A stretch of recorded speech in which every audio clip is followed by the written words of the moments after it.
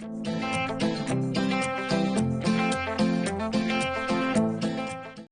crafty friends! Today I'm using some Catherine Pooler paper along with our decorative dies to make a pop-up card.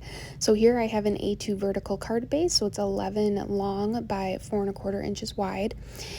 And this is our larger decorative sentiment frame die in the set. So we're going to use our larger decorative frame and cut that out. So I cut this out in this beautiful pattern paper from the Roses and Lace pattern paper pack from Catherine Pooler.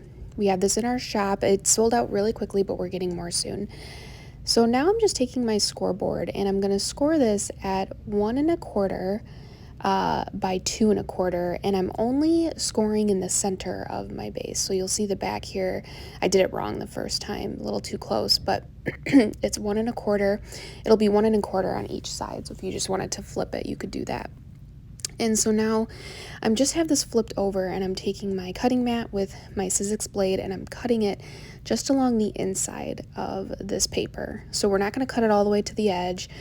We're just having 2 slits horizontally from each other, as even as possible.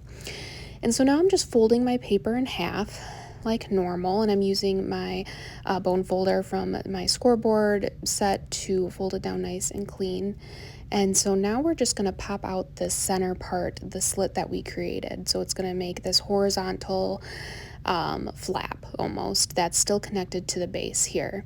And so just folding that down nicely, and then when you fold it, you'll see it brings this pop effect. So this is nice, and now we're going to put the adhesive all around the everywhere other than the slit line. So all around everywhere except for the middle.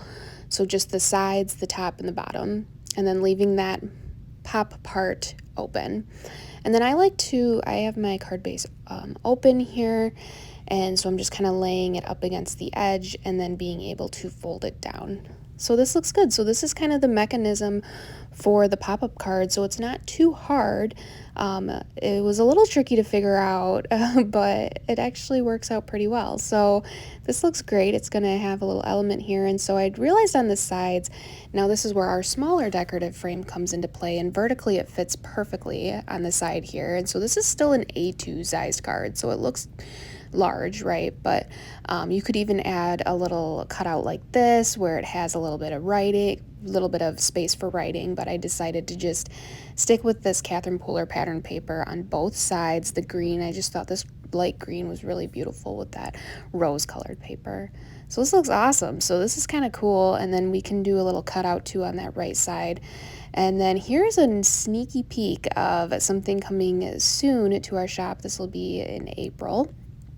And so I'm using this circle that I die cut out from a new product, and I cut this out in the pretty plaid paper, and I only put the adhesive you saw on the right side of that, my slit, so my little pop out. And so it's really important that the edge doesn't go over so that it doesn't fold onto that slit line. And then it's also important that the circle or whatever sort of die you use is small enough so that when you fold it down, it doesn't get seen when the card is folded down. So this looks cool. And then I use that Hello word die, which is also another new product. So this is a big sneak peek video. And that won't be here till May, but those are both coming soon to our shop. And so now for the front of this card, I just kind of wanted to do like a simple sort of, the banners I really liked, and then I have this stopping by to say stamp, which is also new, but that's not coming till May as well.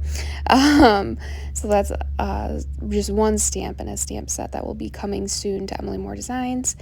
So this is full of sneak peeks here, and I'm just using this pattern paper, the same stuff I used on the inside of the card to keep it all cohesive, and I just really like these colors. I feel like the dark blues with the corals and the greens are really beautiful. And then I felt like these banners just kind of add a little bit of pop. So I decided I want the banners there, but I think I'm going to do the stopping by to say, I like it in this blue, actually. This is Glacier, I stamped it in. And I have some thin foam squares, so I'm putting that down first, and then I decided to use some thick, not thick, but the regular foam squares on the banner dies so that it would kind of overlap, as you can see here, because the thins are just half the size of those. So this came together really simply, I felt like. Really fun sort of card to make. Just going to adhere our base down onto the front of our card here. And this is a little bit of a bulkier card because it has that pop-up. But we have this stopping by to say hello. And so let's do a little cutout for the inside here so we can write something. And a neat trick I found is if you just cut out in whatever color you want, typically white, and then you can just trim the decorative edges off. So you can die cut out your frame and then trim the edges off and then tape it to the decorative frame to have an insert. So I'm just gonna put that down here so you can have a spot to write. But otherwise, this is how you make a pop-up card. It's quite simple and it's a lot of fun, really beautiful, a huge sneak peek to some new products. And the paper will be back in stock soon. Thanks so much for watching. Be sure to like and subscribe.